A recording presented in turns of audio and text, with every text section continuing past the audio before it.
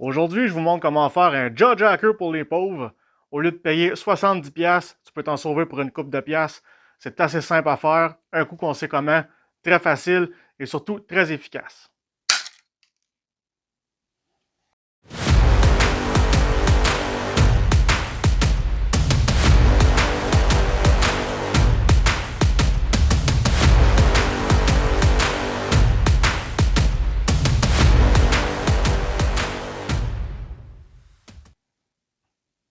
Je vais vous montrer ce qu'on a besoin pour faire notre jaw jacker. Un morceau de bois, 24 pouces. La largeur, c'est libre à vous, ça n'a pas d'importance. Moi, le morceau de bois, j'ai pris ça sur... c'est un morceau de palette. Donc, si vous avez tous ces éléments-là à la maison, vous pouvez vous en sortir gratuitement. Morceau de bois, 24 pouces. Par la suite, un tuyau noir. Moi, j'ai pris du 1 pouce et quart. Puis, la longueur totale est de 4 pouces et demi, coupé à un angle de 30 degrés pour venir nous donner là, une bonne pitch pour notre canne. Par la suite, la trappe à souris. J'ai pris une trappe à souris Victor.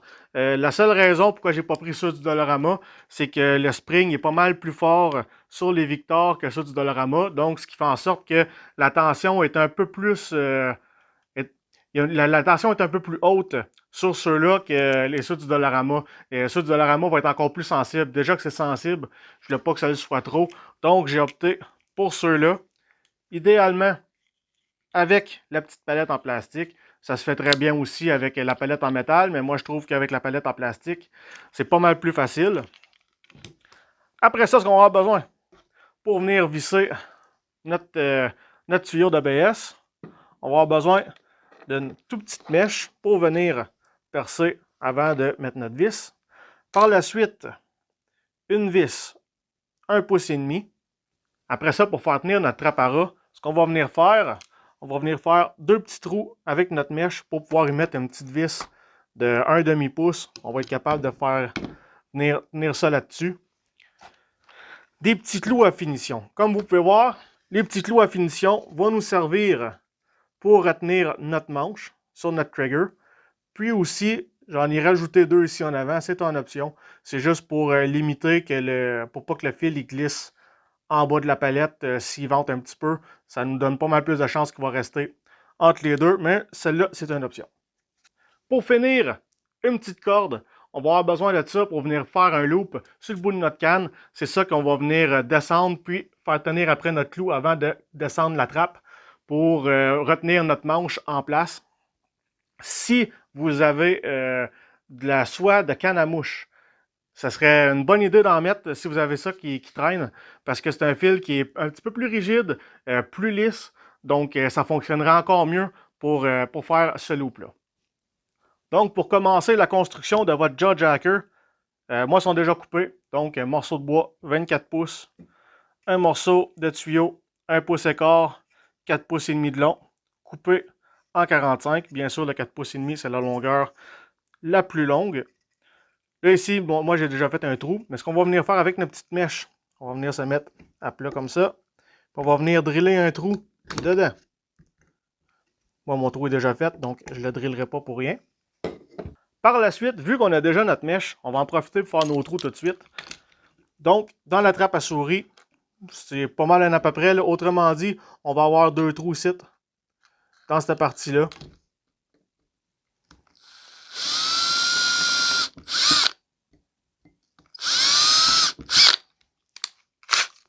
Cette étape-là est faite. On va venir la fixer sur le bout de notre jaw jacker.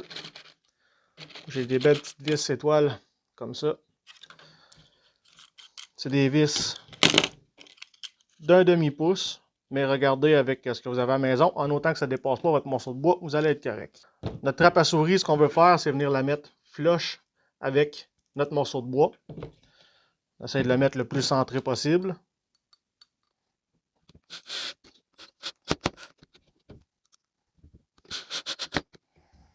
Ça, c'est fait.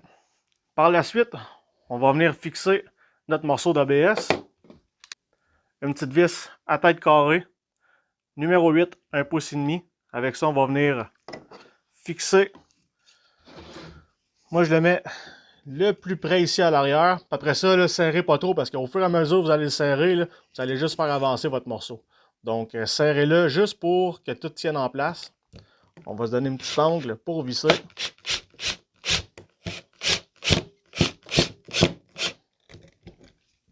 Donc, comme vous allez pouvoir y avancer d'à peu près 1, 8, 3, 16. On laisse ça là. Pour enclencher notre canne, on va venir mettre un petit clou à finition, 1 pouce. Vous pouvez mettre jusqu'à 1 pouce et demi, ou idéalement plus grand, mais le couper, parce qu'il ne faut pas que ça dépasse trop. Je dirais, là, laissez-les dépasser, là, 3/4 de pouce, un demi, 3/4, pas vraiment plus que ça. Là. Idéalement, un demi-pouce, ça va être parfait pour retenir votre canne. Moi, je le cloue à peu près, là. Vous voyez la ligne là, du V, là? Donc à peu près au 1/3, puis direct sur le bord de la ligne rouge. On va venir.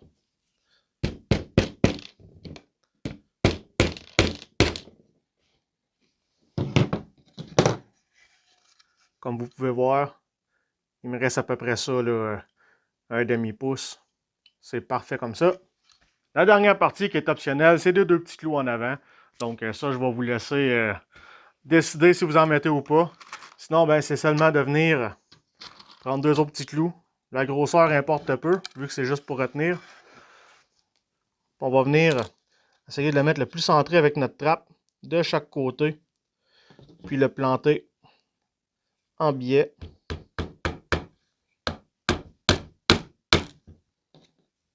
Même chose de l'autre bord.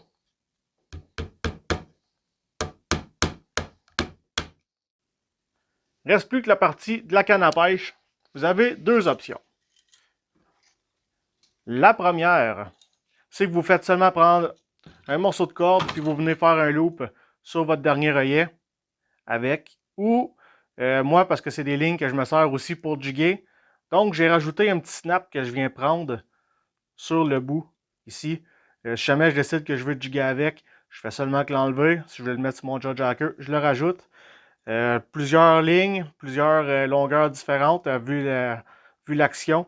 Donc les cordes, il faut ajuster la longueur. Comme vous pouvez voir, celui-là, c'est une canne 28 pouces. Puis seulement la petite clip va être suffisante pour avoir l'action que je veux pour pouvoir la clipper.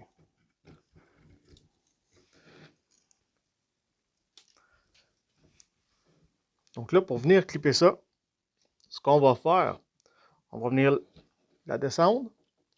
Je vais rentrer ma clip dans le clou. C'est là que je vais venir descendre ma trappe. De l'autre côté, on va venir l'enclencher. Comme ça. Là, vous voyez pas bien, mais autrement dit, on enclenche la trappe. Comme ça.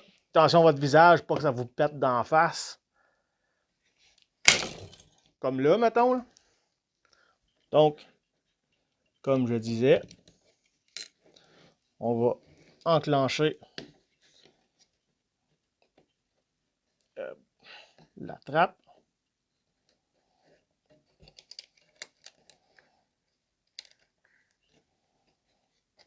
Et remettre tout ça bien en place. Puis là, il va juste rester à descendre votre fil dans le milieu de votre trappe. Puis c'est pour ça aussi le fil, là, quand il va être dans l'eau avec la pesanteur, là, il va rester droit. Mais c'est pour ça le fil, c'est pour l'empêcher de débarquer de notre palette. Puis quand ça va mordre, ben, je vous laisse deviner ce qui va se passer. Mais que le poisson va repartir avec, il va donner un coup. Ça va déclencher. Puis ça va ferrer à notre place. Le poisson va rester sur notre canne. Puis pour l'autre technique avec la corde, là, ça, c'est pas une ligne qui est vraiment bonne pour mettre sur un jaw jacker parce que c'est une canne light, 24 pouces, donc c'est court pas mal. Idéalement, 26-28 pouces, puissance médium heavy. Pour une canne 32 pouces, ça fonctionnerait sûrement aussi avec la même action. Par contre, ça va falloir que vous fassiez des tests, mais sûrement il va falloir que vous allongiez un tout petit peu votre planche pour être capable d'avoir justement là, que notre œillet arrive à l'arrière de la trappe. Donc, encore là, même principe avec la corde. Votre corde, si c'est une ligne que vous servez juste pour ça, vous pouvez l'attacher après l'œillet. Moi, comme je disais, j'ai même petit snap pour pouvoir l'enlever et le remettre. On vient simplement mettre la corde autour de notre clou. On le retient. On vient descendre notre trappe. On l'enclenche. Faire sûr. Enclencher comme il faut. Et hop. Comme je disais, il va nous rester juste. Là, je ne le ferai pas parce que j'ai un hameçon dessus. Il nous reste juste à venir passer notre fil à l'avant. Puis entre nos deux clous. Quand ça va mordre, ça va déclencher tout seul. Donc, comme vous avez pu voir, c'est très simple à faire. C'est vraiment pas cher à faire. Même s'il faut vous achetiez un petit peu tout. Un morceau d'ABS, vous pouvez avoir ça pour 5-6$. Qui se vend des longueurs seulement de 4 pieds. Par après, des trappes, t'en as 2 pour 3$. Morceau de bois, vous pouvez toujours trouver un morceau de bois qui traîne. Un morceau de palette. Une coupe de petites vis qui traînent chez vous. Puis, vous êtes en business. J'espère que ça va vous avoir été utile. Laissez-moi en commentaire savoir si vous en êtes fait, comment vous avez apprécié, si pour vous c'était vraiment de la merde ou si ça a super bien fonctionné. Par contre, s'il y a du courant, ça se peut que ça ne fonctionne pas. Le courant va tout le temps venir à chercher sur notre jig, puis il va toujours déclencher. Donc, c'est une place qui ça peut fonctionner très bien s'il n'y a pas de courant. En lac, par exemple. Puis par la suite, pour les espèces, ben, tout ce qui est panfish, crapet, marigane, perche chaude, mais même limite de la barbotte, la truite, tout ce qui est des petits poissons. À Chigan, on est peut-être limite. C'est sûr, ça se fait, mais on dirait que je suis plus sceptique. J'aurais peur de perdre ma canne dans le trou, malgré la longueur et la longueur du tuyau. Sûrement que ça resterait, mais mettons que je vais m'en tenir seulement aux petits poissons pour ce Judge Hacker-là. En terminant, je vous laisse sur quelques clips en réel de l'action du Judge Hacker. Si vous avez apprécié la vidéo sur les Judge Hackers pour les pauvres, n'hésitez pas à laisser un like sur la vidéo. Aussi, abonnez-vous à la chaîne, ça serait très apprécié. Puis sur ce, on se dit à la prochaine.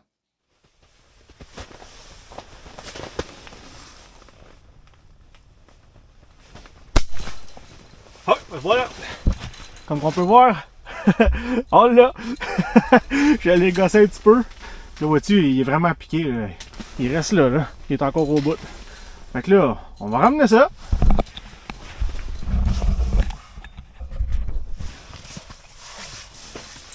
Ça devrait être une perche chaude. Comme vous pouvez voir, la grosseur n'importe peu. En autant qu'il donne un coup assez solide pour partir avec, ça l'a ferré. Bien comme du monde. On va essayer d'en rattraper un autre. Oh, et voilà. Un autre. Comme qu'on peut voir, ça bouge.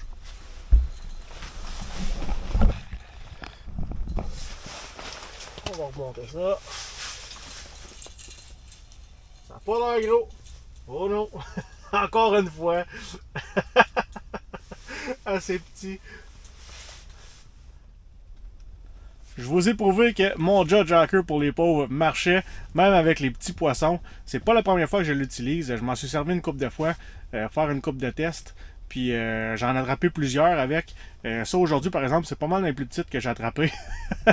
En même temps, c'est assez dur d'attraper des perches chaudes plus petites que ça. La seule chose que j'ai remarqué, c'est qu'il faut que le bout de la canne soit le plus près possible de la trappe. Donc votre fil, faites-les pas trop longs. Sinon, ils sont moins sensibles, sont plus durs à faire déclencher.